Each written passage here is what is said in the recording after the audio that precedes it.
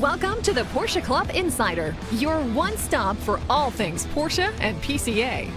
Here's your host, Vu Gwyn, and the Insider crew.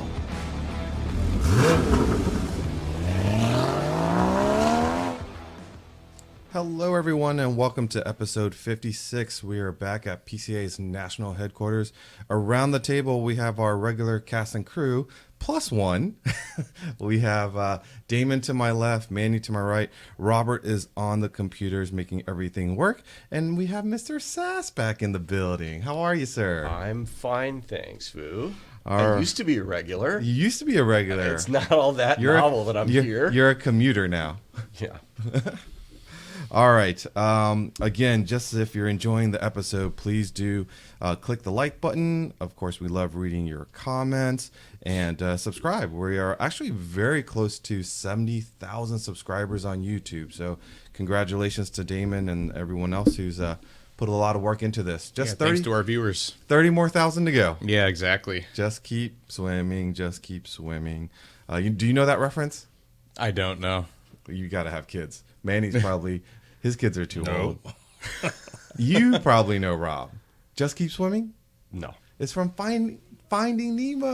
Oh, you know what? I've never watched Finding Nemo. You've never seen I don't watch Disney movies. Oh my gosh. It's not all that much. All right. Hey, I know we're going to talk about last week's podcast, but I did do a little research because, we talked about the Smokey and the Bandit Trans Am and some factoids for you. Do you remember how they had 6.6 liters on the scoop? They did that for the movie to make the car look like, crazy. I would have believed it. A car from that era, 6 liters, 170 horsepower. So it actually 6.6 liters, era, pal. 6.6 liters and only had 200 horsepower stock. That car that did all the burnouts and stuff like that were modified to about 300 horsepower.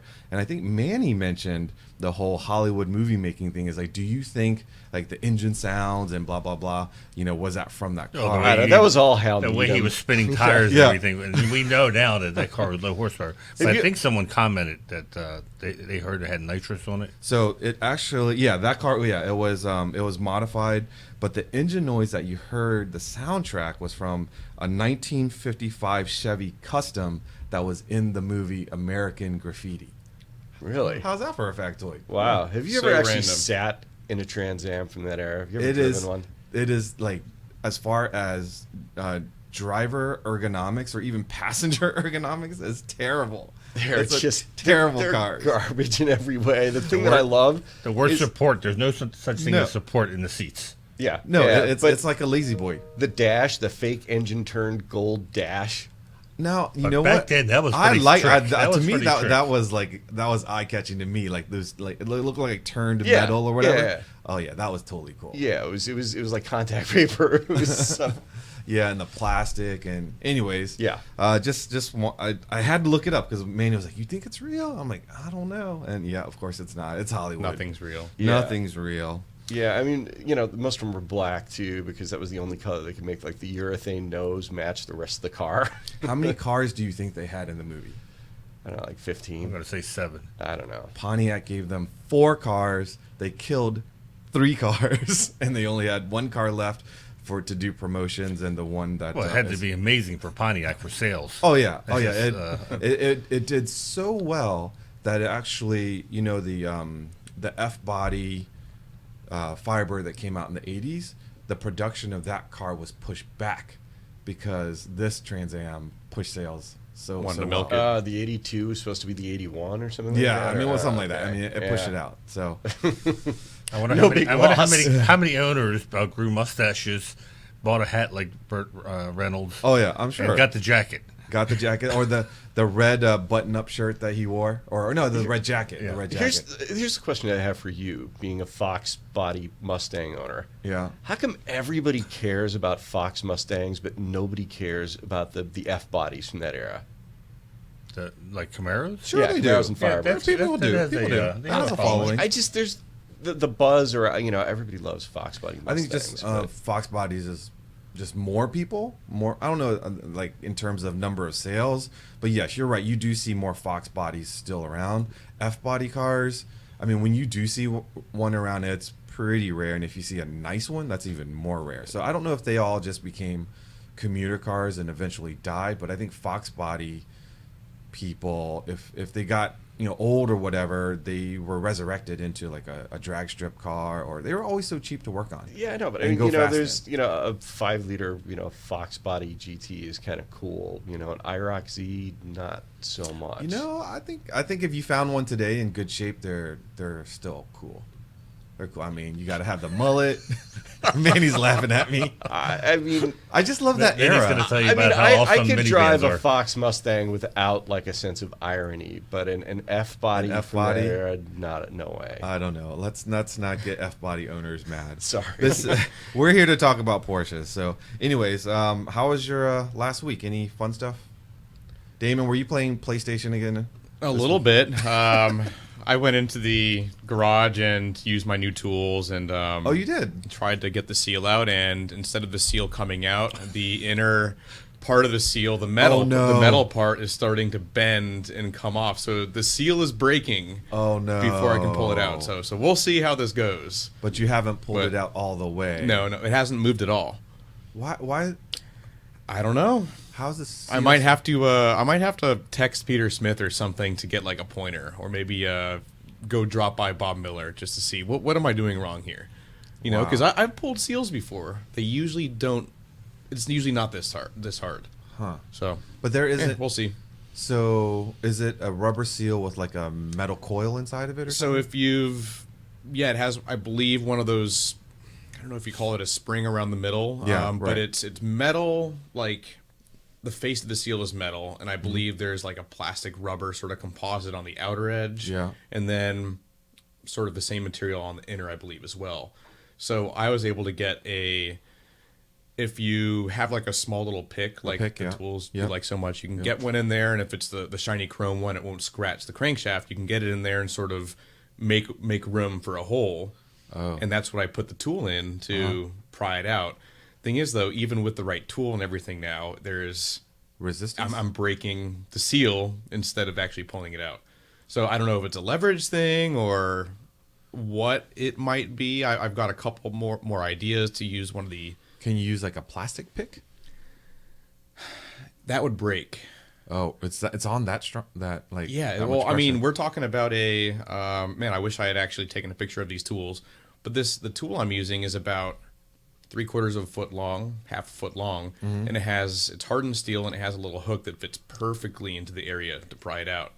So the only thing I don't have going for me right now is it's a tight space, so I'm not pulling it out straight on. It's at sort of an angle, and I have to compensate. Oh. So, and when I compensated by sticking a piece of wood somewhere so the tool won't move when I'm trying to pull the seal out, it's now breaking the seal.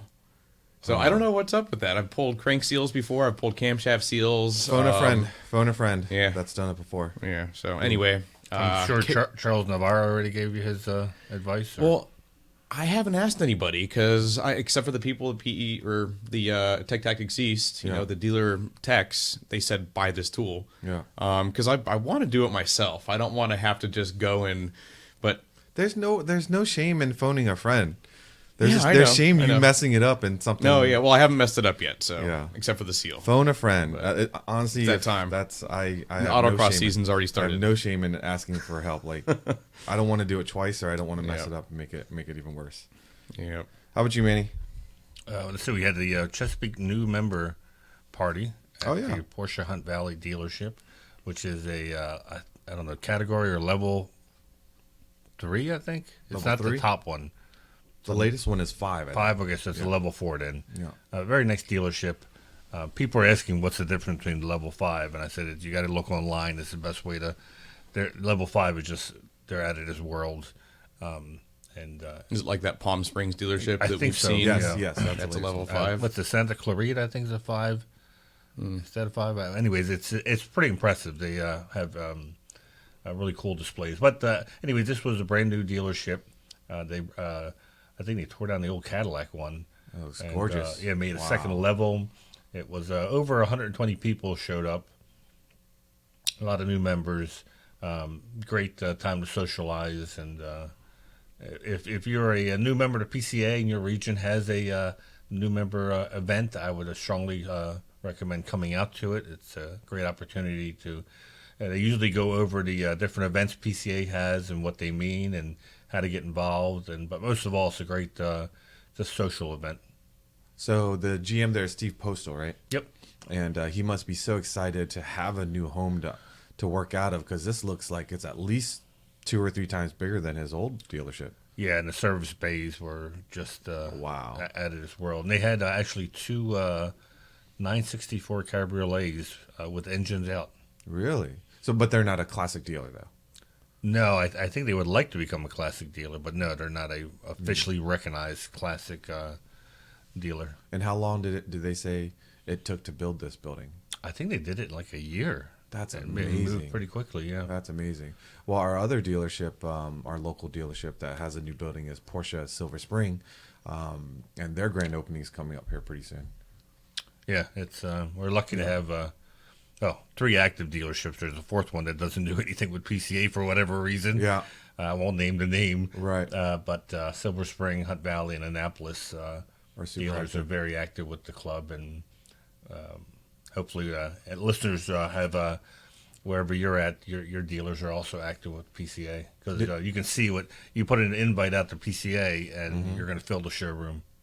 Any idea on inventory? How did inventory look? I think they still struggle like everyone Yeah. else with inventory. A lot of the cars were sold on there, or they were certified pre-owned cars, especially the sports cars. Yeah. So it's got to make you wonder. There's It's like, the service bay. Yeah. Oh, that's amazing. Evidently, there was a late model 911 that did the money shifts. A late model? Yeah, I saw it, and my brother said they were talking to the tech, and they said that the driver missed the shifts, or I always say you didn't miss the shift, you just shifted in the wrong And gear. put it in the wrong gear. He went from 5th to 2nd or something like that. Oh. Which that's a long throw. That's a long throw. Yeah, because when I did my money shift, I went from 3rd to 2nd instead of the 4th. But yeah, that's not going to be a cheap repair. Yep. I mean, that's one plus on the PDK side, because you're not going to money shift. Yeah, exactly. Yeah. You would think with the electronics nowadays That it could protect that. I was just thinking that. Yeah, I always thought that that was a way, but that now that everything's fly by wire and whatnot, that the car would sense that you're about to over rev and not put it in gear Or kill the engine or revs. something I don't know. to do it. But that's, I guess it's mechanical, though, right? well, Still. yeah, but you're downshifting. Yeah, you're going like that. But Yeah. if you're downshifting, it's mechanical. But if you're shifting from 5th to 2nd, it should be able to stop you if it's by wire, right? I don't think so, because if you manage to physically get that gear into that gearbox from 5 to 2nd, that means now you're connected to the drivetrain, and the drivetrain is spinning at 80 miles an hour or whatever. I would second. think that I'd have to ask Peter Smith to see if there's. You would think the gearbox would know. That's what I mean. Yeah. They would know. So here's the thing: how do you prevent the gearbox from shifting? Because the clutch pedal is hydraulic still, the gear shifter is still physical. So except for the synchros maybe not lining up perfectly, and maybe you have to shove it in a little bit harder. I mean, to me, I don't understand. Or you physically block off the gate. Well, I remember being told with Cup cars with the sequential shifter that if you over revved it, the clutch would blow as a safety measure. And obviously a clutch is not cheap, but it's a hell of a lot more inexpensive than An engine. top end engine rebuild. Yeah. That's interesting. Which always stuck in my head. Yeah, that it was very easy to blow the clutch. So the clutch is downshifted. sacrificial. Basically, I guess I don't know if it was by design or it's what Cup car owners were telling me. Yeah. But anyway, so I feel bad for the guy. You know what sucks about a money shift is you don't get necessarily a better car. You just get your car back. It's No, I mean, you could pay to upgrade some stuff, but normally it's just like a repair that. I remember when I did mine, my wife said, I said, I got bad. I said, the good news is I'm coming home early. The bad news is we're going to have to take the top end of the engine apart. And she's like, what happened? I said, well, I bent my valves. And she goes, well, that happens anyhow, right? And I'm like, yeah, it's regular maintenance. That's how I felt about when I had to put a roof on my house. Spend a lot of money, and really the experience inside a house didn't change at all. You didn't have any leaking yet. No leaking. We just did it because it was 20 years See, old. with my roof, we started to have leaking. Oh. And I can see it. took the whole lot of stress out whenever it rained. You know that we were trying to time it right. But anyways, and so that was my Saturday, which was also spent on the phone with my parents, who are my father's 84, my mother's 79. They go to Israel. Oh, They've been wanting to go to Israel now for like 7 years. They're world travelers, and every time they would go to have a plan, something would happen politically, and the country kind of be like, shut down, or the government, U.S. government saying don't go to Israel. And so they would have to cancel. So this time everything went fine. They got out Saturday before all these protests and everything went down. They got out. So my dad, trying to save some money, flies out of Newark. Oh. And at first they said they were going to get a cab. And I'm like, that's going to be like $1,000 probably from Newark to Maryland.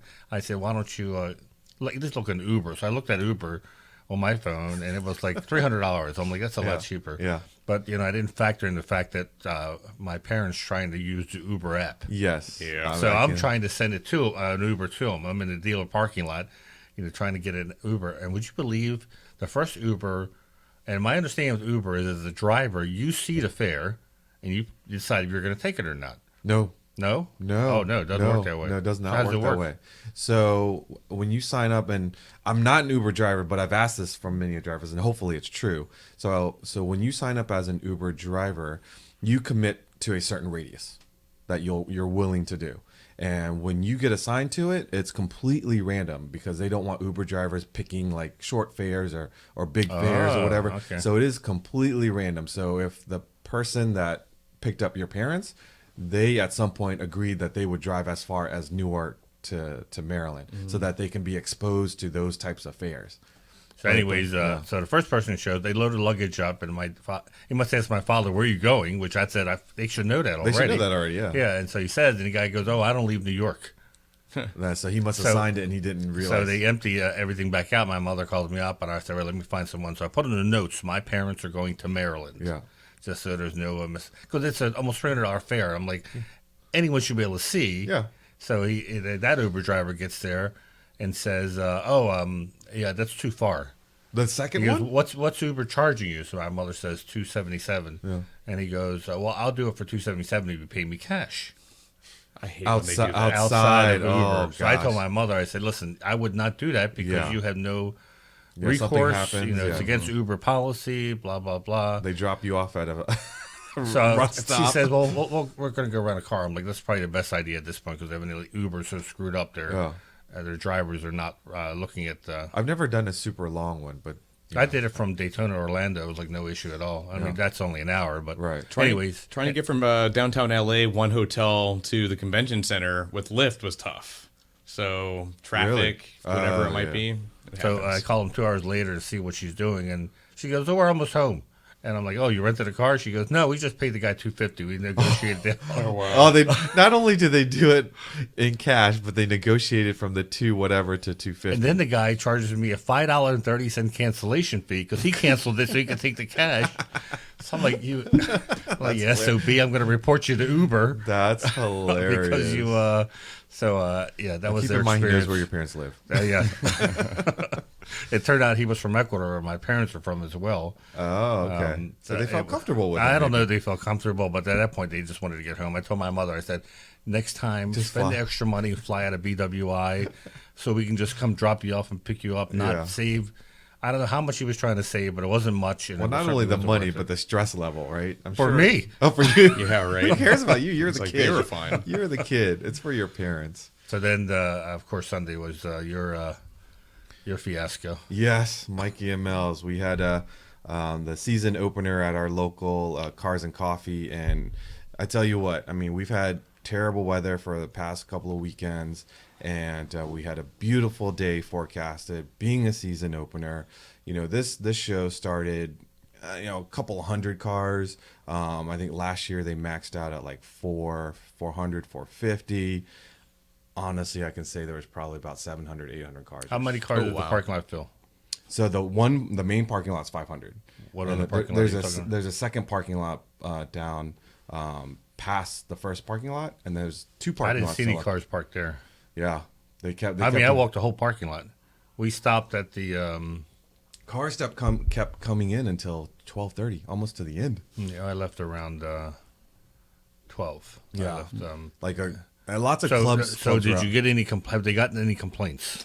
The good news is the community was fine. You always have those yahoos that rev the engines and stuff like that, and our volunteers. Try to keep that in check. And for the most part, everybody was pretty good. Some cars are just loud, right? And I hate to say it, but Lamborghinis and Charger Challengers, you can totally name all the cars that were probably loud, like little Honda Civics and stuff like that. But when they saw volunteers, kind of out there, they managed it. The only real You didn't go so far into the parking lot. You were in your little my space little in the front. space, right? So the only complaint was when the church, the big mega church across the street, let out around, I guess, 11. There's a big traffic on the traffic circle, but it was. Hopefully, it's not going to be any bigger than this, and it constricts, so to speak, because this was also on a Sunday. What's normally on a Saturday, and on Saturdays you have at least 3 other shows to go to. Yeah. So, but it was. As I see there was it, a little bit of everything. So I thought about it because to me it wasn't a great experience. Yeah. I said I would take a Hunt Valley Cars and Coffee any day of the week because to me more is not better. Yeah. No. And I said to somebody, this is a perfect example when I hear. And this happens at PCA events. People are going, "Oh, we can squeeze another 200 cars." And I always say, no one's going to say this event would be better if there was 200 more cars. Right. It just creates it was a cluster. It was like a parking lot that you were constantly going through, and that's why I avoid car shows for the most part. and it was and what certainly was not a Cars and Coffee. Yeah. Which it wasn't advertised as a Cars and Coffee. It's advertised as a cruise-in, which is more the flavor that it is. And to me, the cruise difference is you have people setting up chairs. It's more hot rodish type of show than where like the Hunt Valley Cars and Coffee is more. You see a lot of European type cars, less Lamborghini-esque type drivers.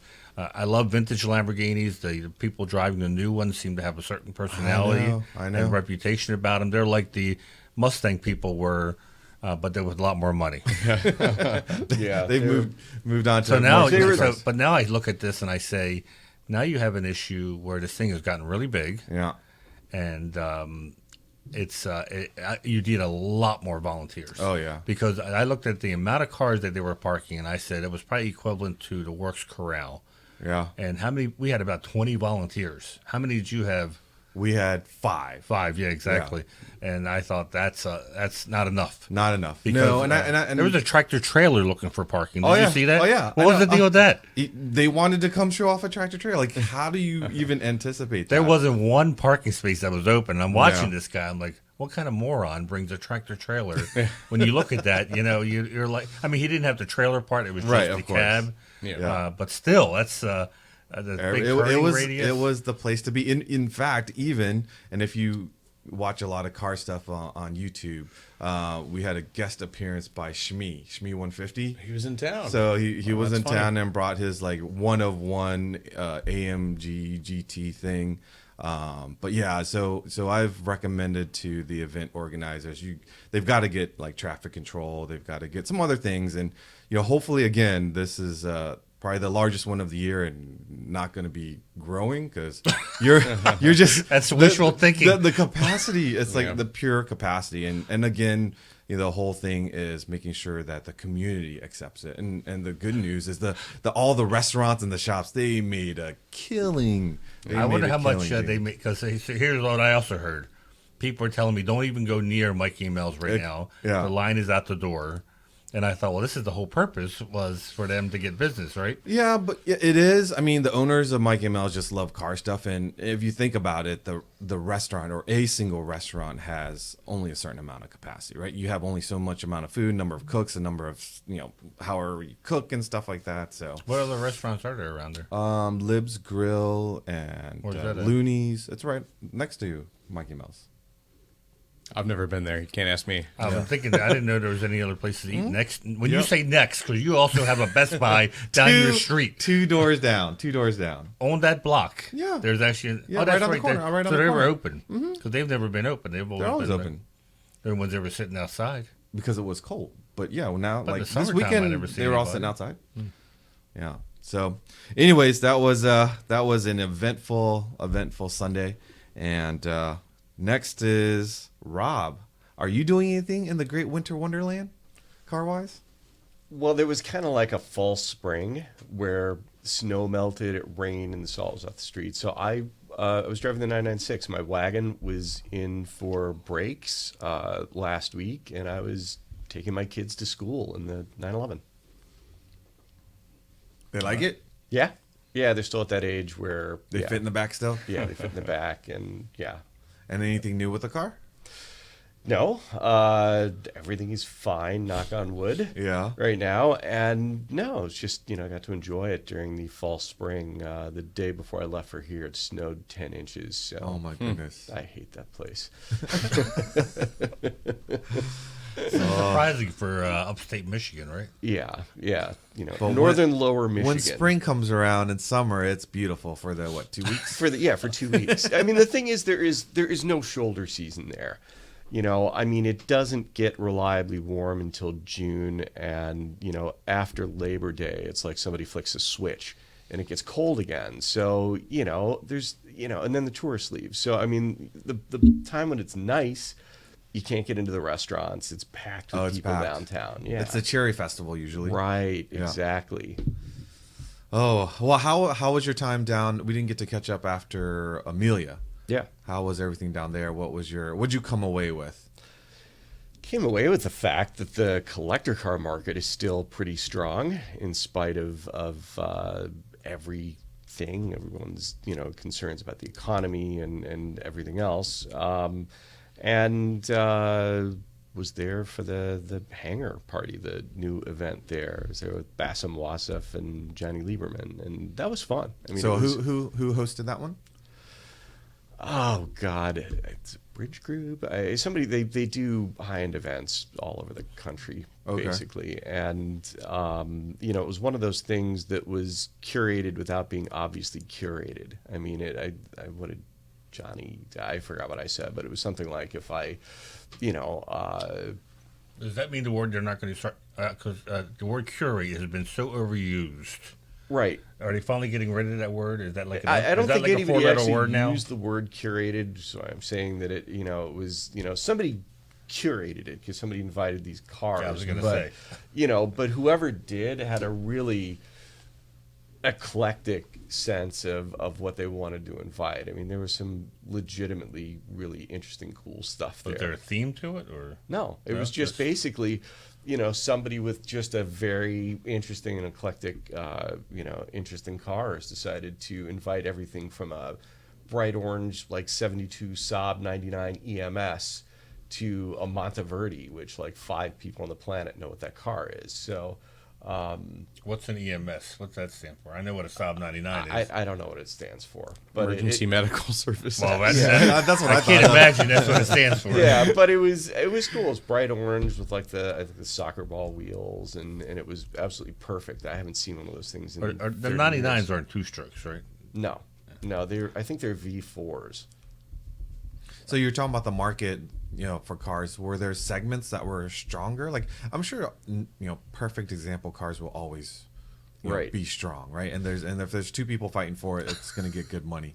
But in general, I think the under $250,000 stuff is cooling down. I think the really expensive stuff, great examples, 7-figure cars, are still doing fine. I think that the half of 1%ers, I think, believe that inflation is still going to be running hot for a while, and I think they look at durable goods, collectibles and things like that is nice hedges against inflation. So they don't seem to be afraid to spend. I was just reading, actually, Haggerty came out with their latest market rating, which I like to read as they come out. I don't know if it's quarterly or every semester. No, it's monthly, and it's monthly. Who came up with that? Oh, that was you. That was me. Nice. Yeah. Who runs it now? Is it Dave Kinney or something? I think Brian Raybould and a couple of other people run it now. But that was my fabulous parting gift to Haggerty. It was one of the last things I did. So what I like to see here is, I guess Haggerty thinks that the pandemic is over when it comes to car pricing. And as you said, the blue chip, auctions, those cars are still way up. But you see the Haggerty 100, which are the 100 most insured cars by Haggerty, Yeah. I believe. It is back to where it was roughly in 2019. So, Yay, $15,000 SCs, Yeah. right? Yeah, right. yeah, right. of course. You wish. Well, I mean, the thing is, though, there's always going to be that period of time where buyers and sellers aren't, the seller wants the, 6 months ago price, and the buyer's not willing to pay that. So, Yeah. So does that mean we should wait if we're looking to buy a Porsche? I mean, I would probably say maybe give it a month or two, but now is probably the time to do it, right? Because it's not gonna. You can't think that they can fall too much further. They'll go up at some point again. So yeah. that's what I would say. That's interesting. That's kind of what I experienced there. There was a C4S, I think, on the Mart when we were looking for Mart Fresh candidates. I don't know if you saw it. It was a Yeah. 03, 04, and they were asking $38,000. Back in the 30s for Yeah, and I thought yeah. this is a pretty What? good deal. The mileage Yeah. wasn't like wasn't like crazy high. It was How much? 38? 38 or 39? Yeah, I haven't Was seen it that one seal yet, gray? No, I think it was black. Not that that's any Oh. better because that's maintenance nightmare. But nonetheless, to get a Wow. 996.2. Yeah, no, I've been noticing that stuff. That seems like more within reason. If I were in the market, a $38,000 C4S is That's right nice. around where you want it. Yeah. Right. I've been looking at 996 turbos again, and the 75 to 80,000 mile cars are kind of back, in the low to mid 50s for people who really want to sell the car. I mean, there's still people asking in the 70s for those cars, and I don't think they're moving at that. Yeah. I think we should put just as a favor for Paul Gentili. Yeah. He's looking for a Cayman R, He is looking for a Cayman manual R. transmission. He's looking for a unicorn. Yes. He didn't say the price range, but I think he's 6 figures. No, I'm kidding. Sorry, Paul. I mean, those were Willing to close pay 6 figures. I mean, for what's that green, that Peridot? Peridot. Yeah. Peridot. I forgot. Yeah, that's what Peridot green is- that was their launch color. Wasn't Yeah. it? Yeah. Peridot I green forgot. is interesting. I mean, those cars were bumping up against, 100 for a while, weren't they? Yeah. So they were the twin of the 987 Spider. Right. Same drivetrain, Yeah. aluminum hood, aluminum doors. Almost exactly the same. I think the Spider, they probably, not that they made a whole lot of Spiders either. That was a fairly yeah. low, not Low. by the design. It was just by sales because people saw how convoluted the top was, and they opted for the power top. But I don't know I would think there'd be less Caymans than the Spiders. I think you're right. Just Okay, so purely around the anecdotally. table, if you had the choice, equal equipment on both cars, would you take a Spider or would you take a Cayman R? I know Damon's I gonna know what say. Damon's gonna I know what say. Damon's going to say. Cayman R. Yeah. I would take a Spider. A love 987 Spider 987 with the, Spider the is- carbon buckets and a manual. I would do it all day long. all day long. That is the That's what Rob pure said. total experience. Could you live without the seats? What's that? Could you live without the seats? Without seats in the car? Sport No, buckets. without the yeah. Yes, without seats in I'm the like, what are car. you talking about? Yeah, no, without the sport buckets. Oh, I Remember, can, they came standard with sport buckets. I would love it if it had sport Yeah. buckets, but if it didn't, I would put something sporty Could in you do there. a PDK? Oh, I could do a PDK. I would prefer a manual because I think that's would be more like in tune with that car and everything it tries to do. But I could totally live with a PDK. That car in just sounds so good. yeah, it's Manny, were we at Sebring when you first drove that? I remember. Yeah, remember, I forgot who from Porsche we did the video with. Yeah. Remember, he needed like an hour of practice To on taking figure down out the the top top. before we put him on video. Yeah. I remember we were just sitting in the car waiting for him. We could see him in the mirror fooling around the top trying to get the top down. So it would look like he knew exactly how to take the top Right. down, but he had not done it that much, so he didn't want to look like it was his first time taking the top down on video. I remember when we filmed that car. This was our early YouTube days, Damon. It was a Sebring in like the back part of the racetrack. Yeah, yep. And I remember seeing the back end of that car is just gorgeous, and Yeah. like the speedster humps and everything. I was like, to me, that's where it's at. That's just a Yeah, fantastic no, I mean, car. it kind of reminds me like of a tiny Carrera GT or something. Exactly. Yeah. Exactly. I love those cars. So make a comment on the YouTube page if you have a car for sale for Paul. Cayman R. Are you getting commissioned or something? No, I feel bad for the guy. Don't feel bad for him. He sold his M3, and we finally got him to the dark side to buy another Porsche, not a. He's not suffering in the Porsche inventory. Oh, I know that, but it's just Yeah. to get him out of the whole BMW phase that he's evidently lost with. So I did find out what the EMS stands for. It's pretty awesome, very Saabish.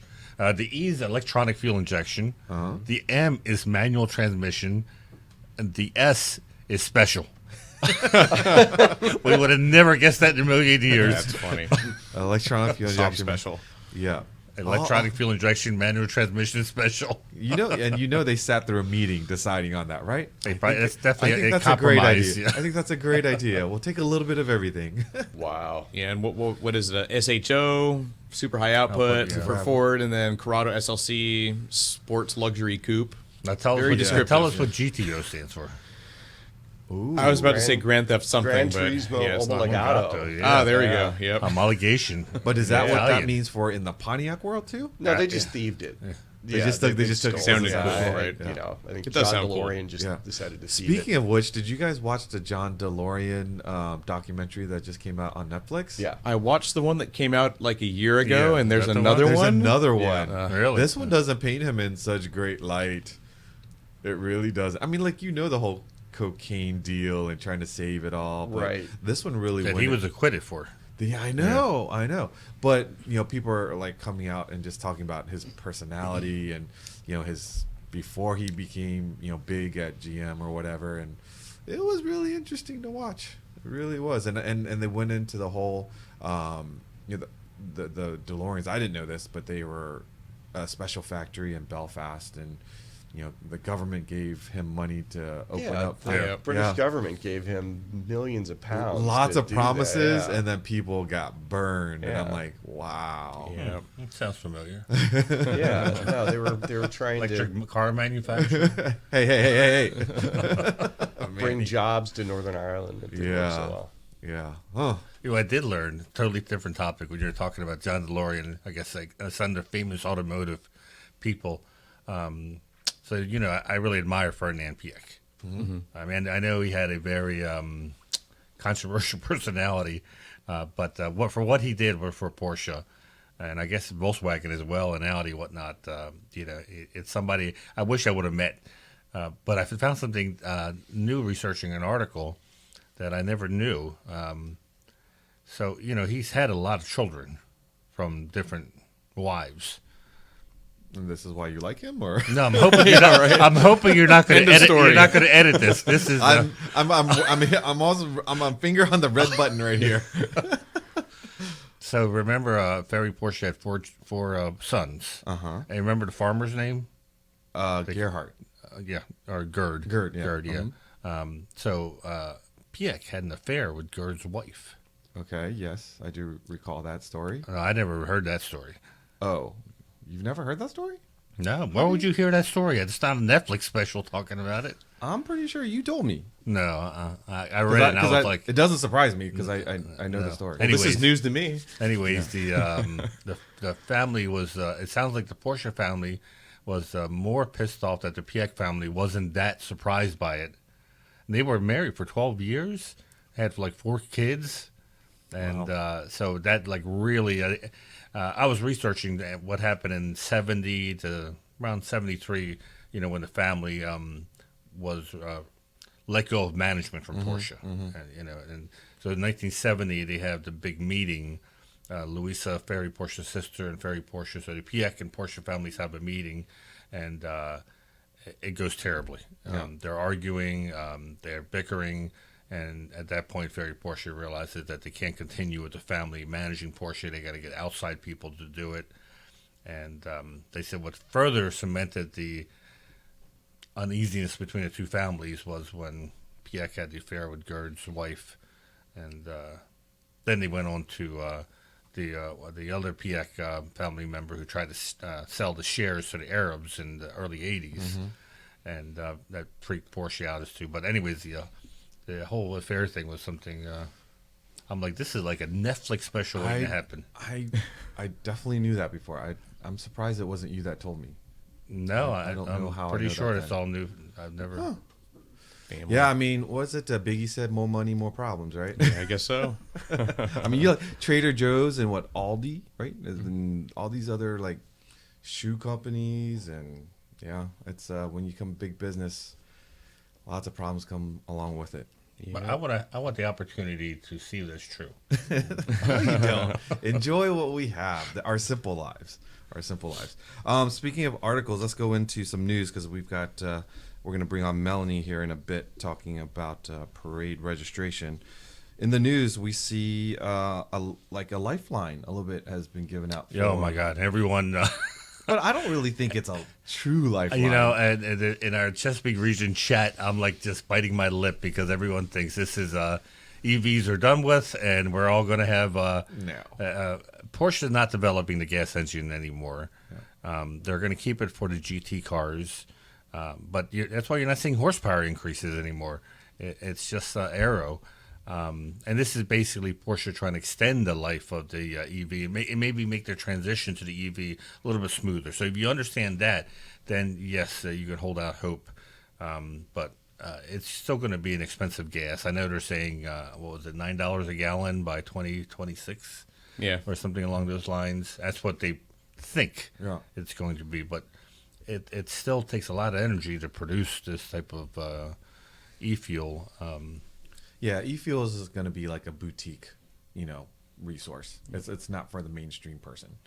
I keep saying the cars that this fuel will be used for will be very expensive in the future, and it'll be, you said sports cars, something people have fun with. It won't be the main form of transportation. We're going to be the equestrian society. People that have these cars that you put explosive chemicals in and you go fly around a track not very fast. Like at some point, people are going to look at our 300 horsepower cars or 400 horsepower cars and go, man, those are slow. I mean, look at your normal 70s hot rod, right? Like big tired Camaros or even like a Dodge Challenger, even with a big block back in the day, those cars aren't even as fast as today's Honda Accord. No. So at some point, our cars are going to be slow, right? What's going to be crazy is how good or bad people are going to be driving these cars that are going to be way faster, and hopefully there's going to be probably a lot more controls to help them from hurting themselves. But yeah, we're going to become like a boutique. But here's the thing with EV cars that the government and the manufacturers are still going to have to help make better. And I think until you start seeing charging stations everywhere, working, easy to use, like how we roll into a gas station now. Like it's so simple, right? And it all works and everybody knows how to use it. Like until that happens, it's going to be hard to have people that don't own a home move over to the EV side. 10 years, give it 10 years. 10 years, probably. And I hope they do. I'm just saying right now, if you live in an apartment or you live in a townhouse, let's say, without a garage, like owning an EV is not convenient. Yeah. Back in the 90s, it took an hour to download a high-res photo. One photo. Yeah. And now we're streaming high-def movies. On your phone. Yeah. Well, I mean, the thing is, too, people have gotten very clever about charging. I mean, for example, ever been to a Sonic restaurant? Every single one of those places should have a level 2 charger. Oh, like the drive-in kind of. Exactly. So you Who can goes to eat Sonic? and charge. There are Here and plenty there. of them, I'm kidding. by roadsides. But I mean, just being able to do something else while you're charging would be a big deal, I think. Yeah, and then I guess the compatibility. Are chargers like Tesla? Do they allow other cars to charge on their platforms yet? They're going to be switching over. Yep. They've because started. That's part They of started? the government. Okay. Yeah, Yeah. not all of them. Not all of them. But that's part. The government's basically giving them I think money to do that. I think you have to. Yeah. But then will Tesla people be upset that a Chevy Bolt is now taking up space in there? so What they were reserved. It was like it's essentially reserved parking before they open it up to others, right? So you could only park your Tesla, so you would have a charging station, and they're great charging stations. But now if they're opening it up to every, When that was car. announced, I remember Tesla stock went up that day because it's added revenue. So I was just reading when I was researching for eBreak today. Autoblog.com has a Kia EV6 press car that they wanted to take to a supercharger, and they're based out of Michigan. There are no Tesla superchargers that allow other cars to charge in Michigan, so they had to drive 5 hours to New York at this point to find a charger to charge it. Oh. And you also have to think, so Kias, which Kia, Hyundai, Porsche, they all have remat technology. Has the 800 volt technology like Porsche does. Tesla's superchargers are 400 volts, and they actually work worse on 800 volt cars than 400 volt cars. And so you're charging it like 50 kilowatts instead of the 150 to 270 that the supercharger for a Tesla will do, or the top charger for a Taycan will do for that car. So the technologies don't really mesh yet. You can do it, but here's another thing. So Tesla superchargers, the dongle at the end of the cord that you put in the car, the charger, it's the length. It's only supposed to reach the back right or passenger rear right quarter panel, which is where all Tesla superchargers are. Oh, but not so all if it's in the other middle of cars. the vehicle or on a different side, then your car, like a Taycan, is up by the front fenders. you'd have to obviously Turn the car around. turn around the car, but there are some cars that have it in the middle, in different places. So it'll be interesting to see how They'll whole figure Tesla- it out. Like Manny said, we used to have these big tube TVs in our house. If you wanted a projector, Remember how expensive the flat screen was? Yeah. Well, not only flat screen. At first, it was just a flat screen. But then you ended up. Yeah, getting I had the a ones that tube were TV with a flat screen. It was a Sony XBR. You remember those? It was something like that. I was in heaven. It weighed like 400 pounds, but because it had a flat screen, I thought it was like so slick. And then they came with the ones that were so thin that you can mount on your It's gonna come around. Yeah, we're gonna be able to experience all this, and it's gonna be cool because the power in an electric car is crazy. In our lifetimes, they're still going to be having gas. Oh yeah. There may not be making new gas stations, like there's no new malls coming out, Right. But it's not going to be reversed where you're looking for a gas station. You can't. So find do it. you think? I know none of us are economy majors. I don't think. But as more people go to electric for their cars, less demand on fuel. Does that mean fuel will become more expensive because it's not, economies of scale, or will it become cheaper? Probably cheaper. I actually read something on this. In the short term, it'll become cheaper as demand falls, but they're going to start closing refineries and supplies. So it'll be more expensive. With inflation, if you notice, it's what the market bears. So if you notice, the price has not come down, even though everyone says now the cost of goods has come down. That doesn't mean that the retailers are reducing the price. Right. Because if people are already willing to pay this much for a loaf of bread, who in their right mind would lower it? Yeah. Let's just keep it. Let's keep it at 80% profit margin instead of going back to a 20, because people now are used to paying X amount for a loaf of bread or a gallon of milk.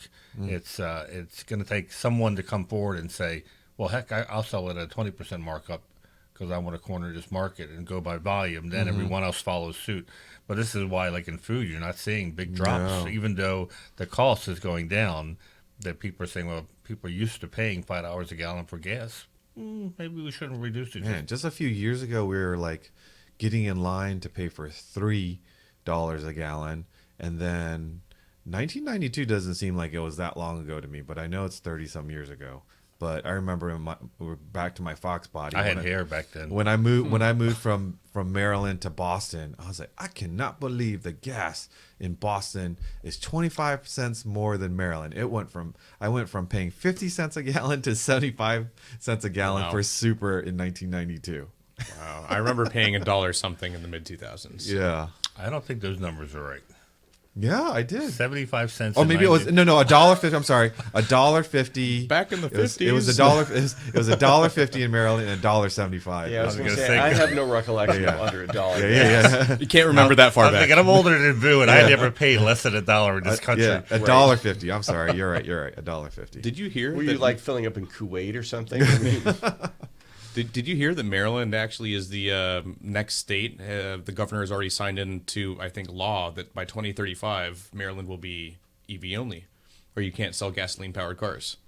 Can't sell them, but you can still use them. You can still use them, but just like California and in Europe, Maryland is now. Yeah, but as they get closer, they get closer, things can change. Right. And then we circle back to the e-gas. Yeah. If the e-gas actually does take off and become available. This is exactly what Robert told me when I mentioned this to him. It'll never happen by 2035. They'll keep pushing it back. I just wrote a column on this, and honestly, they're not going to mandate. You're going to get a lot of hate mail. No, I already did. But the fact is, until the infrastructure is ready, they're not gonna hold fast to those mandates. If the infrastructure is not there, everybody depends on personal mobility, way too much to screw it up. Yeah. All right. Speaking of electric cars, we did have an article on the, and this is not like they stage this, right? Like when they have these cars running around being tested and stuff like that. They know people I don't out think there. they do. You think so? Yeah, because it was in Sweden, and I think it's just a matter of fact that they know they're going to be caught at some point. They prefer not to. Yeah. You're talking about the Boxster EV. Yeah, the Boxster EV. Which, to Damon's point, the Charger is actually in the center where the license plate would go, right above it. That's where the charging port is. Yeah, and they've got the exhaust, like the shape of an exhaust, exhausting, in the back. Oh wow. So according to Damon, that may not fit the Tesla. So what I meant by in the middle was the middle of the between the front wheels? and rear wheels, sort of thing. Like a. But I don't think many cars are like that. I gotta think this crew, when they went out, they go, you know what? We're gonna let people see what's coming up. They know people are gonna take photos. I don't know. Remember when we were in Wysock, they kept everything covered. Even I think though somebody forgot to close that. But that's when they're in Vysock. I totally get it. Like when they're in Vysock, they don't expect people. Because I've seen spy photos where the drivers are very annoyed because they've been spotted, and you could see they're trying to get away because they want to blend in. Yeah, I don't know. It's, you can't blend in when you've got cars like taped up in mass and different wheels, and you've got test equipment. Everybody knows. Remember when the iPhone 5 I think came out, and the employee of Apple left it at a bar. Oh yeah, and, I remember that. And everyone was saying it was staged because. Nobody be that stupid. Well, that and it got to a magazine that opened it up and reviewed it and everything, and they said this was all part of the plan to leak out the Apple. It was 5 or 6 or one of the models, I can't remember, but I remember the fact that everyone started theorizing that it wasn't an accident, that the guy left it at the bar on purpose. He was a tester for Apple. So what I gotta say is the spy photos show it's heavily disguised, but it's still a great looking car. It's a Boxster. It's a Boxster for sure. Yeah. You can tell it has like the Taycan treated front end, right, with the lights and everything. And most of all, it's going to be sold alongside the gas version, so they're not going completely cold turkey. So look where it's being charged. Did you see a Tesla? Was it a Tesla it was Charger? a Tesla Charger. Oh, there you go. Yeah. So what are your thoughts on they're going to be selling side by side? You think more people are going to pick up electric ones, or more people are going to pick That'll up gas be an ones? interesting question. I think people in metropolitan areas will pick up the EV, and those who don't have charging stations or plan to take it on long trips may go for the gas version. I think people will take the electric one. I think when they go for a test drive, yes, I'm sure the ICE one will sound amazing, but when their head gets smushed into that headrest and it still handles like a Porsche and drives like a Porsche, I think your average Porsche buyer would go electric. All right. What do you think they're going to sell more of? Manual gas cars or EVs? EVs for in sure. the end, obviously. Oh yeah. I mean, yeah. The manual cars are just gonna. I mean, it's gonna be 0.5% of what they sell. I mean, they're just going away. They really are. It's sad in a lot of ways, but it's the reality. And they're probably gonna sell a ton of black ones, gray ones, silver ones, white ones. There won't be colorful ones. Yeah. I mean, just look in the parking lot. It's crazy. Enthusiasts cry about all that all the time, but people, when it comes down putting down your money, that's what people buy. So, all right, one more, and then we're going to bring in Melanie. The article you chose about market capitalization. Oh, so where Porsche stands in Germany, so market cap is, basically you add up all the stocks, the value of the stocks and all the stocks available, and you come up with basically a market cap. That's a very simplified, simple version explanation.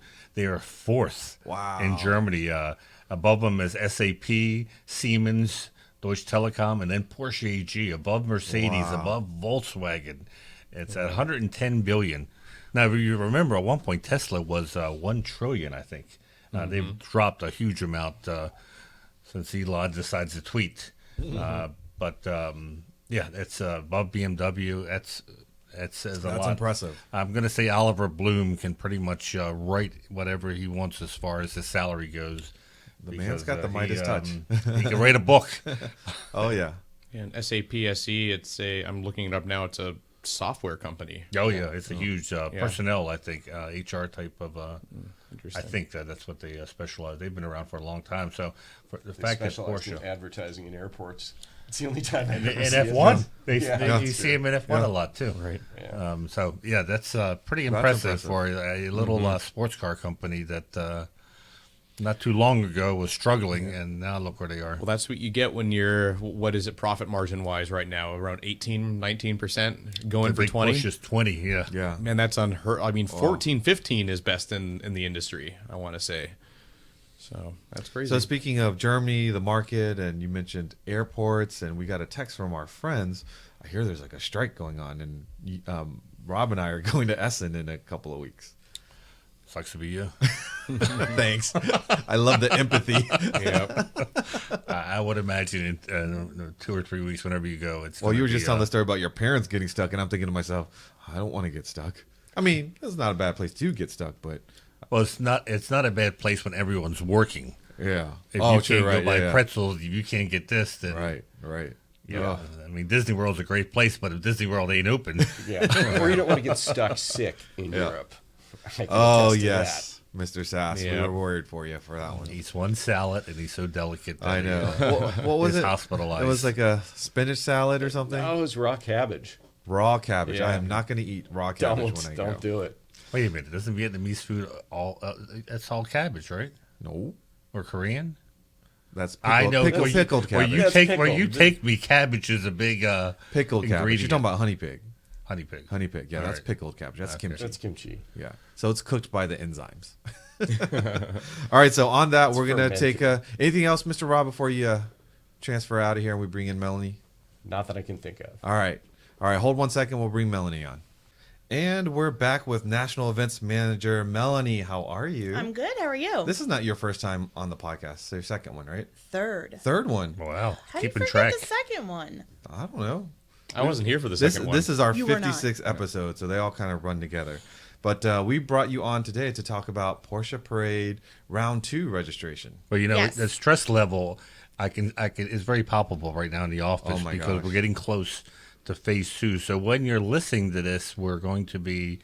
Is it next Wednesday? Yep. Next Wednesday? Yes. The April 5th. 5th. Yeah. Yeah, April 5th. So that's D-Day for certain people in the office. Poor Levi, who's our new registrar, he is sweating bullets, and we're giving him some nightmare scenarios of everyone Melanie, registering. as well as Robert. Mm-hmm. And Yeah. the folks that are running the IT stuff, and of course all the parade chair and the parade. And mainly volunteers. because phase 2 is much more intense in registering as a entrant than phase 1 is. Phase 1, you just select. You're saying, yes, I'm coming to parade. Please give me my hotel code. And that's about it. It's Yep. not very complicated. Phase 2 is when you have to pick everything for a parade. So Melanie just came back from a site visit, of which there's been several. Yep. And so I told her, I said, maybe you can give us some hints or tips on what events, what things we should really think about registering. So that's what everyone's going to be asking for. Yes, should I do everything? We usually tell people, don't load up on everything because you're going to want some free days to kind of explore. So tell us a little bit about the resort.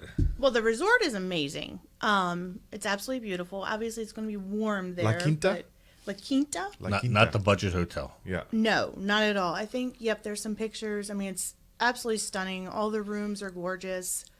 The staff is great.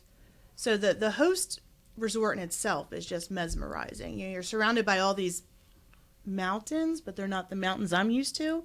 They sort of look like Transformers getting ready to get up, like Autobots or something. But it's super cool. That's actually where we're going to hold the welcome social, but the welcome dinner's inside. So there's a lot of resort activities, but there's so much in the area to do that it's pretty amazing. The tours are lined up from Tuesday to Friday, and they put so much in. There's one to Big Bear Lake, which was founded, I guess, in 1845. Lake Arrowhead Village, which has a bunch of shopping, Julian, California, which is known for gold mining and apple pie. Yep, good Apple pies down there. pie. Yeah, I had no idea about the My apple neck pie. of the woods. Yeah, That's what everyone goes there for. There's 2 pie places, and lines are out the door for both. I Really forget what they're called, but yeah.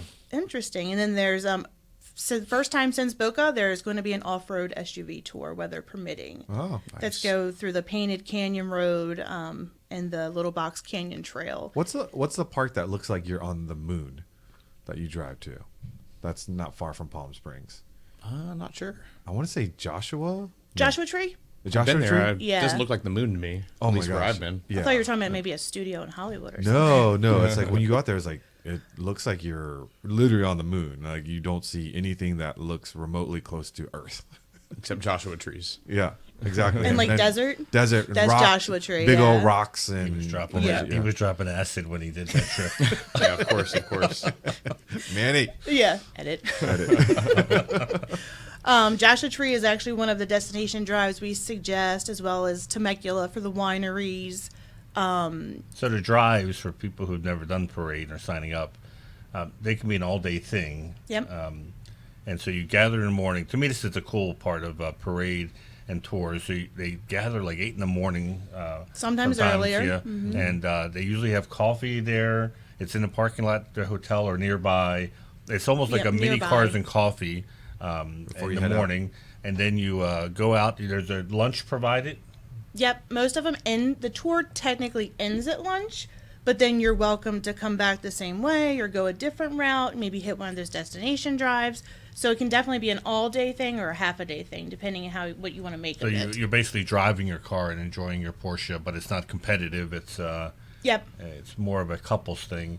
And at lunch it's a great way to meet new friends and discuss the roads and whatnot. And Yep. Couples, as long as you want to talk to each other with the navigating later. I mean, somebody might want to go with a friend if their wife, such Well, as me, you is not would- a good navigator. you would think it's like a 5K. You're just following the car in front of you. You would think. Oh no, because one car makes a mistake and then you have a train of cars Yeah. behind you that just follows. Yeah. The domino effect. Of course, that's low key, but then we definitely have the big competition events. The concours on Monday. The historics display is going to be celebrating 75 years of Porsche. Then Tuesday we have the TSD rally, which goes through Coachella Valley and the San Andreas Fault. Wednesday autocross. Thursday the gimmick rally, and then Friday we have the historical and tech quiz. Autocross in one day. Both, actually, Wednesday and Thursday. Oh, Wednesday and Sorry. Thursday, yeah. Yep. And then we have the fun things like RC cars and sim racing and the juniors at parade. And then there's resort activities. There's cooking classes. There's pasta, sweets, grilling. And I think there's a Don't forget our after hours lounge. Monday, Wednesday, Friday. Yeah. And the after hours lounge may feature something more along like a tequila tasting one night. Oh, nice. Yeah. Isn't that where we play music?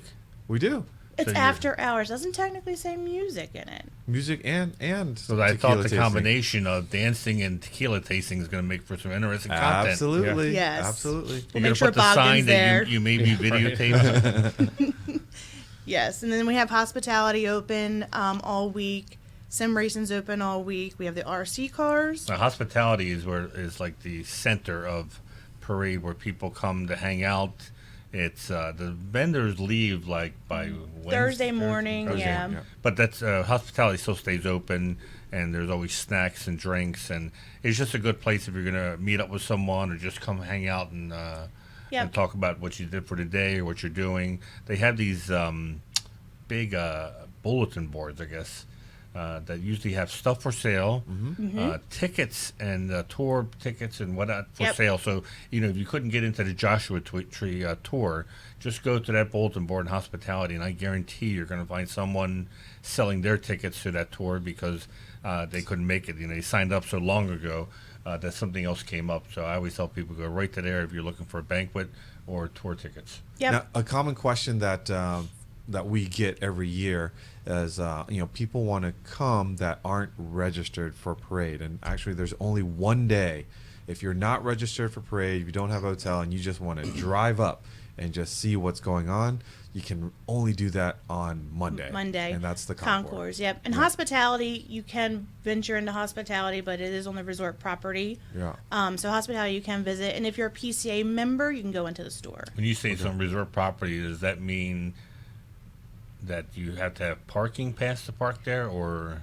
There's no parking passes per se, but given the amount of people we have coming, the parking is going to be tight. Oh yeah. So, but the concourse is over at the golf course, the Mountain Dunes golf course, which is located adjacent. So there'll be plenty of parking over there. It's a good one to see, especially if you want to dip your toes into parade, not necessarily commit to a whole week. It's a good one to see just Like the Bruce energy. said, And, that's usually the only place you're going to see almost all the cars, yep. being in the parking lot or at the concourse itself. Because after that, you come on a Tuesday or Wednesday, people are out on tours. They come and people go, "Oh, there's not many cars here," and you're like, "Well, yeah, everyone left in the morning to go do their own thing. Yep. Tours, rally, autocross, whatnot." So it's there's so much going on at parade. Yeah. That when you register, I guess the registration helps you. Like if you you register for something, does it still tell you this is going to conflict with the autocross you're registered for? Yes, Yes, it does. it Robert does. said telling us yes, and Yep, it does. Yep, and then it'll let you know you have to register with your car, so then you can move your car into the certain things you want to do, like say a concourse or an autocross. And there's some of them like the gimmick rally where you necessarily don't have to drive your Porsche. So if you want to drive something else, that's fine. Let's see, and then we have all the banquets. We have the Pirelli Welcome Banquet. We have an off-site dinner this year at the Palm Springs Air Museum, which is amazing. I didn't send Robert a picture of sounds that, pretty but cool. super cool. Then we have the Porsche Concours d'Elegance. We have the TSD banquet. We have Michelin Autocross banquet and the Victory banquet hosted by Reliable. So plenty of things to do. The website is full of information, so definitely go through that before jumping into phase 2 next week. Sort of have your punch list of things you want to get into. You can add stuff to your cart and go back and check out later. But that said, your process is not complete till you check out. Right. And a lot of these events fill up. What sells out the quickest? Tours. Tours still? Yeah, Or because they're sorry. limited to a certain amount. So the tours, banquets, there's usually a little more flexibility on. The autocross we have a pretty big limit on, but the tours are definitely your first. So thing if you we were wanna- going to give advice to someone, it would probably be go ahead of time and look at this website. And can you go? You can't go into the registration site yet, but you can see No. the description of the tours, right? Yep, actually, the website will have more detailed description and information than the registration site. Okay, so go down, look at the tour, look at the times and the days, pick that out, and I would also pick out your second and third choice. Yes. In case, and then you got to check out to actually get it. Right? Yep, you have to check out to be officially registered, and there is a wait list for most of them, and there will be people that drop off, but the wait list, But if you go in, we're not going to get through everyone. and you sign up for the tours and check out, then you'll be in the tours. Yes, Because if you're otherwise- if you got it, you're in there and you're registered for it, and you see it in your as your confirmation, you have it. Because this isn't like a supermarket. Just because you put it in your shopping cart doesn't mean Right. Right, that exactly. it's gotta not check yours until you pay for it. Yep. And that means checking out. Yep. So if you want a pro tip, look at those tours because they sell out because of the limited quantities. Yep. That people that go on a tour, check out, then go back in and add stuff like the banquets, Yep. the competitive events. And we forgot to talk about Tech Tactics. There's Tech Oh, yes. Tactics. There's Tech Tactics Live. There's Porsche will be hosting seminars in their hospitality space. So that's Wednesday, Thursday, and Friday. Wednesday usually when Porsche does their seminars. Last year, for people that didn't realize it, or because Porsche unfortunately told us at the last second what they were doing, so we weren't able to advertise it. Hopefully they'll tell us earlier this year. Yep. But we still had a pretty packed room, and we had Grant Larson, Boris Appernick, head of exclusive, and they pretty much answered any question people had about PTS, about things were designed. It was just an incredible opportunity, and they did 2 of them in one day. And it was some incredible seminars that I wish we were able to record it, but we didn't get permission. We couldn't get permission to record it. But on Thursday, we do the What's My Porsche Worth with Nathan Mers, where we pick 4 or 5 Porsches from the parking lot, and Nathan pretty much goes over, talks about values, Yep. talks about the car. And then Friday is Tech Tactics Parade. For those of you that can't make it on the east or west coast, this is a good opportunity to see what get a flavor of Tech Tactics, and we'll have multiple speakers in different rooms, putting different presentations. Robert's coming out this year, and we'll once again record a lot of them and broadcast it either live or show it later in the week. Yep. And we also have Porsche, the Parade of Porsches on Saturday. And then that's always awesome. A couple other, I just thought of the destination drives that, and you're in the area. It's a little bit further away, but great experiences are obviously the Porsche Experience Center and the Peterson Museum. So they're also on So the how destination far away drive. is Palm Springs from L.A.? 2.5, maybe hours? 3, depending Yeah, on traffic. Depending on traffic. Not yeah. horrible. Yep. So, and there's a couple of airports. You can fly directly into Palm Springs. Yep. You can fly to Ontario, and you can fly to John Wayne, and you can fly into LAX. Yep. So there's a number of airports you can go if you're willing to, get a rental car and drive. So drive someone up. from the East Coast who maybe has never been to the Peterson, that's probably going to obviously be an all-day tour because you get to the Peterson. Oh, I guess yeah. you're going to have Yeah. lunch at some point. Tour to Peterson, which could take easily a couple hours. That's a haul of a tour to go Yeah. from Palm Springs to the Peterson, then tour, and then drive back. Yeah. We won't see them all day. No. You have to have a lot of energy for that. Yeah. But But that's a great tour. I mean, Oh, you It's get yeah. to a see fantastic tour. Oh, yeah. Peterson, and I don't know what kind of exhibit they'll have then, but it'll be it's worth it if you've never been to Peterson, and especially if you live on the East Coast. If you live in California, you can probably see it whenever, but on the East Coast, that'll be a nice opportunity. yeah, on the East Coast, I would take advantage of it while you're out there. Yep. Yep. So lots of things, and there's even more events being added, more tours and stuff like that we'll have up by next week. There should be one more tour. So the key is, obviously, if you're listening to this on Monday when this podcast comes out, you still have time to go and look at that website and get familiar with what the events are.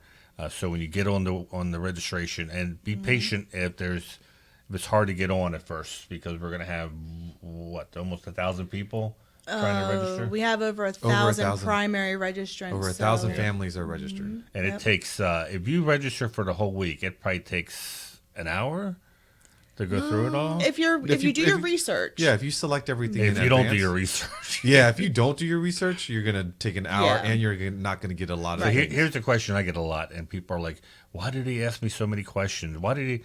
And we ask you if you what size T-shirt. Are you sure you don't want to do this?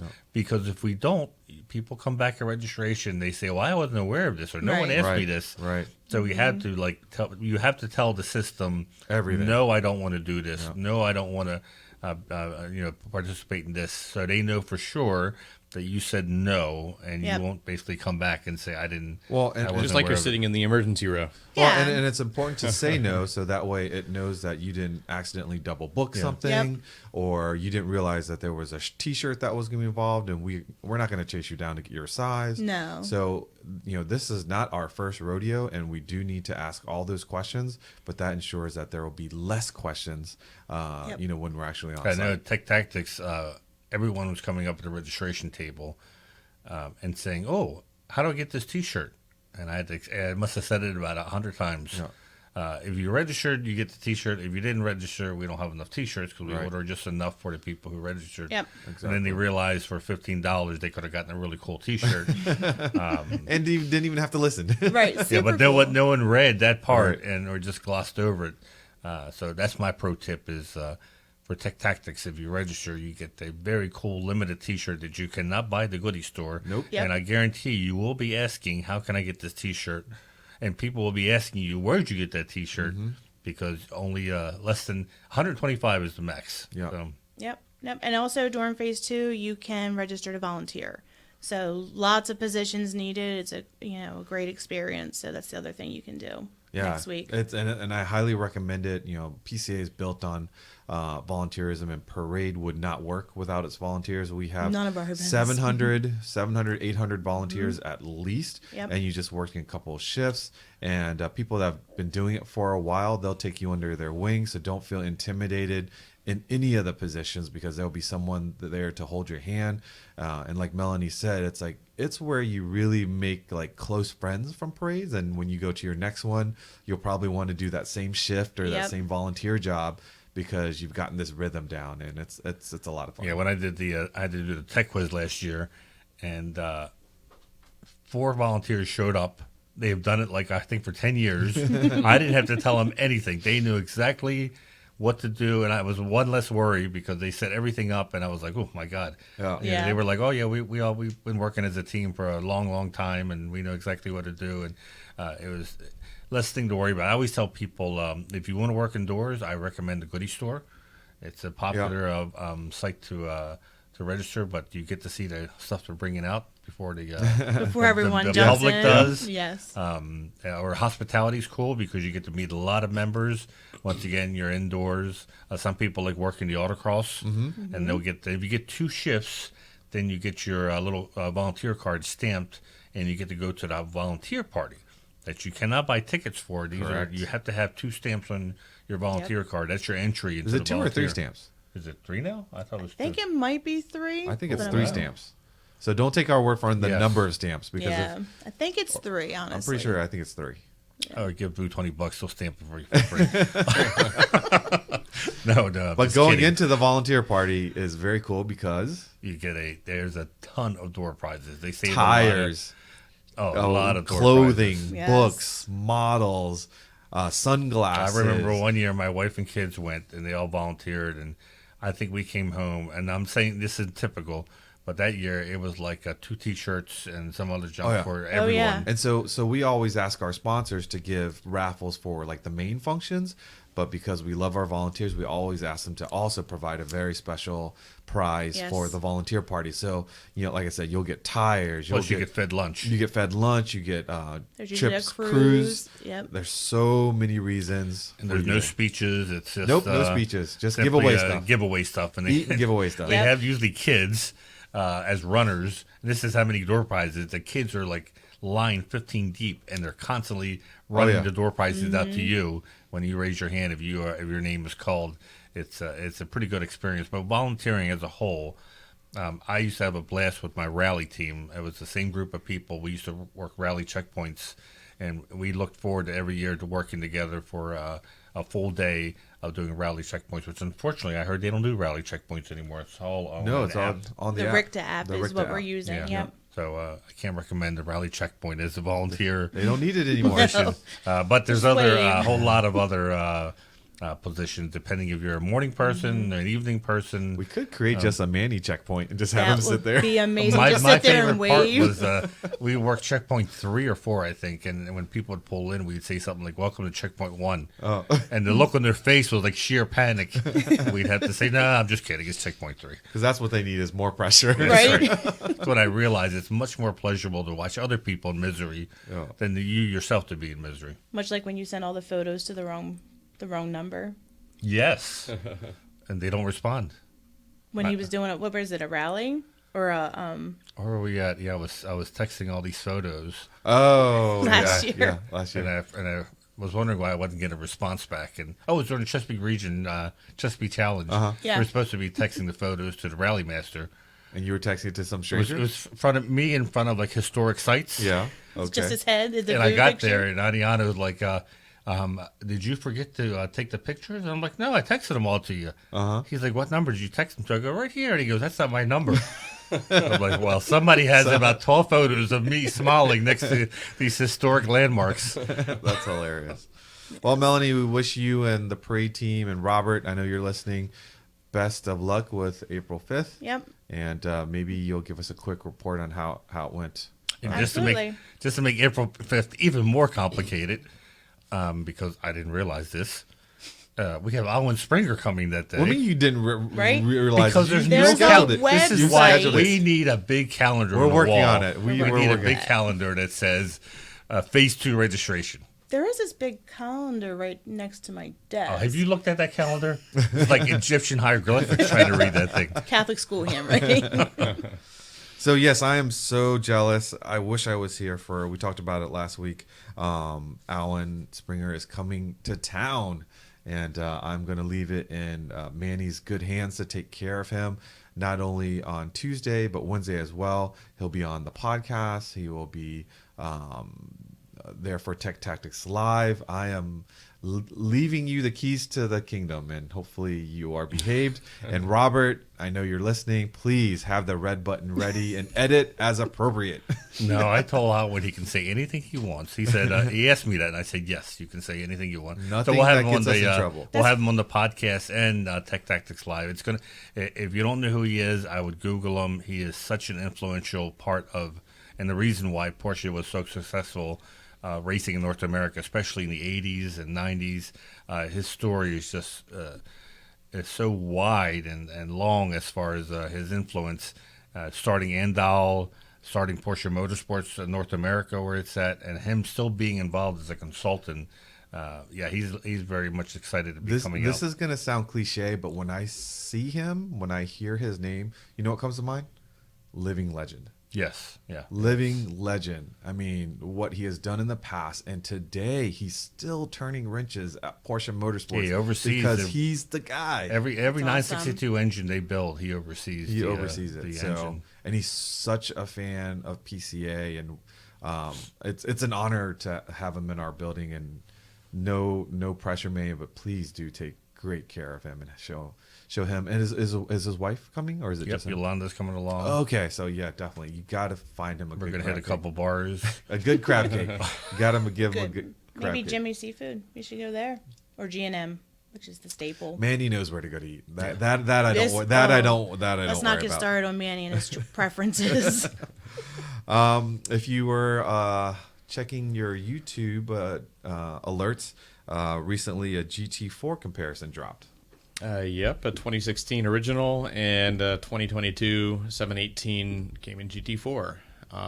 They were almost stock, but one had a very loud exhaust. Almost stock. My cars are almost stock too. Yeah, right. That's what Well, I tell- mean, you could We're argue. stocking something. You could argue that just chopping off the exhaust, or I shouldn't say he chopped it off. He replaced it with a very nice titanium exhaust. The big thing that changes is the sound, but otherwise the two cars were basically stock. One had a shorter shift knob, very, very similar to drive. But if you drive them back to back, you'll notice some differences, which is why we did this review.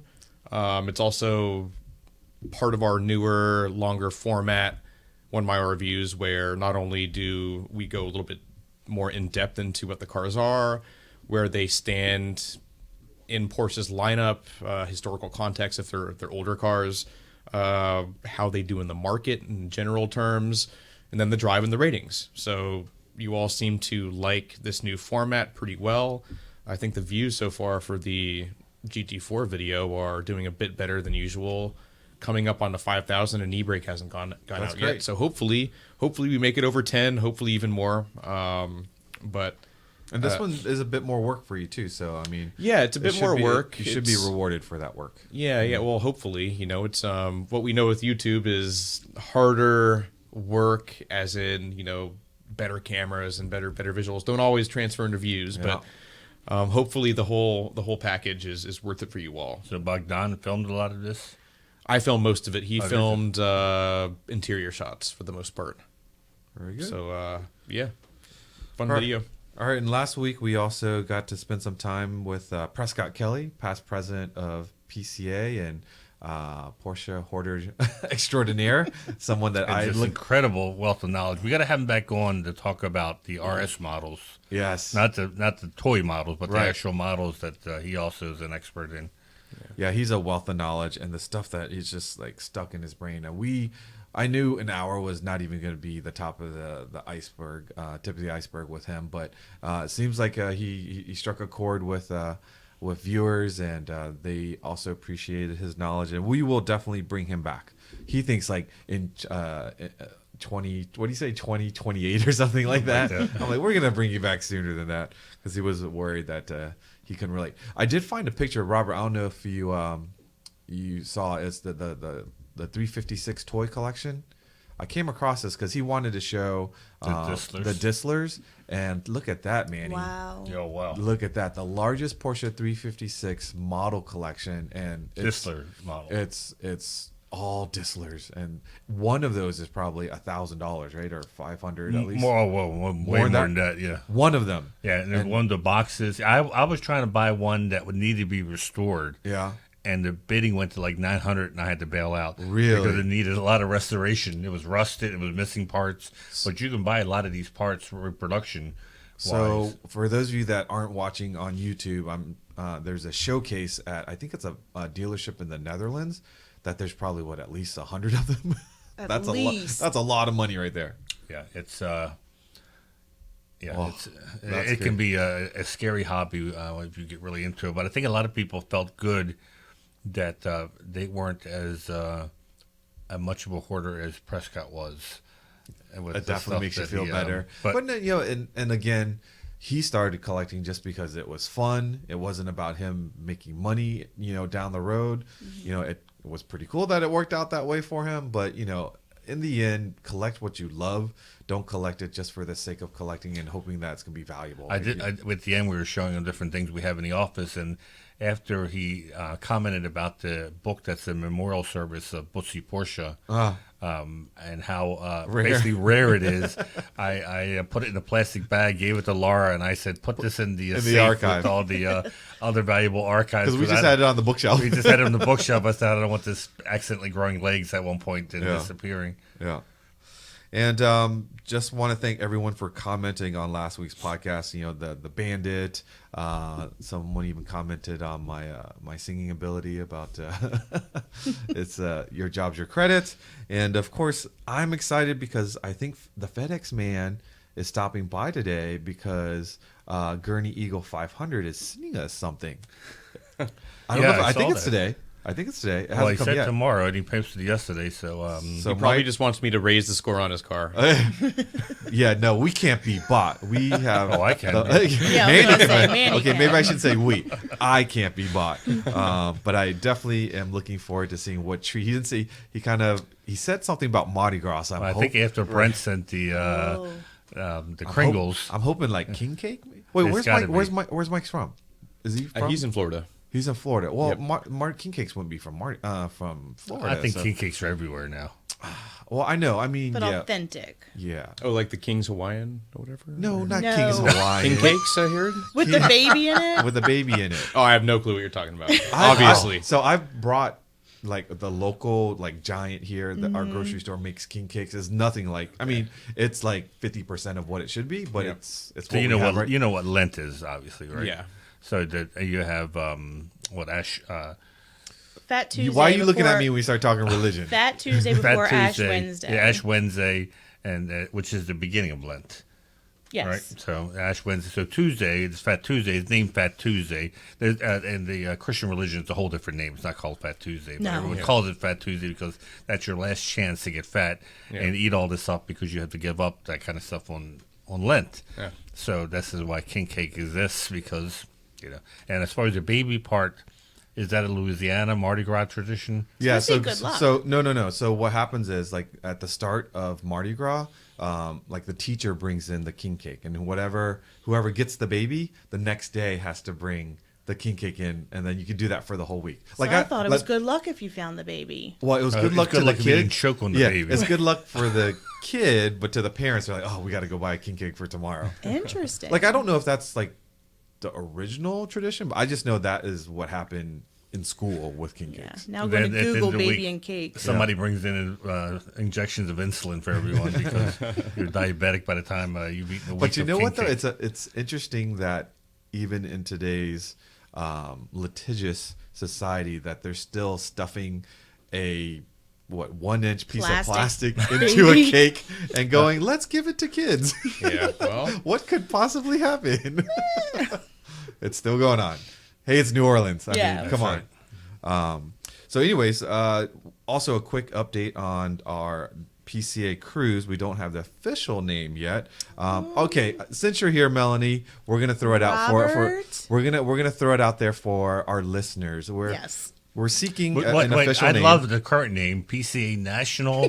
Okay, at no, Sea. that's so look how that got there. So Melanie is pushing for Cruisin' or Porsche Club America Spelled Cruisin'. KREUZN.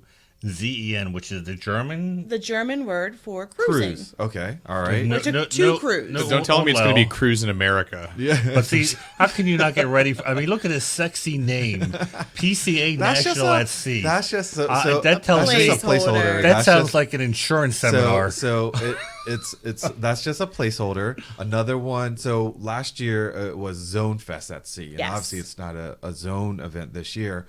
It's national. So PCA at Sea is, to me, too boring. But you can vote for that if you think it should be PCA at Sea.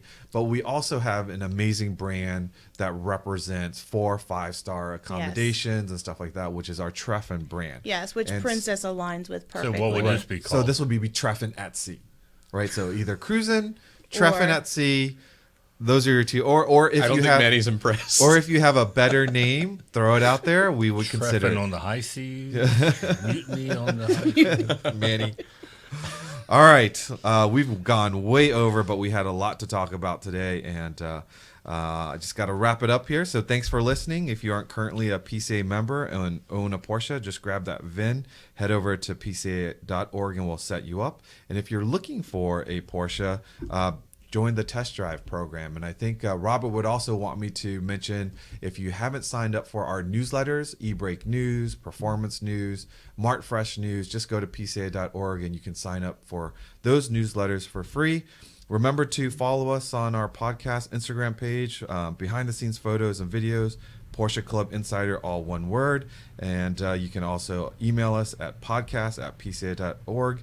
And again, we love the comments. We love it when you guys participate and interact with the podcast. So drop us a note to let us know your thoughts. And until next time, stay safe and we'll catch you down the road.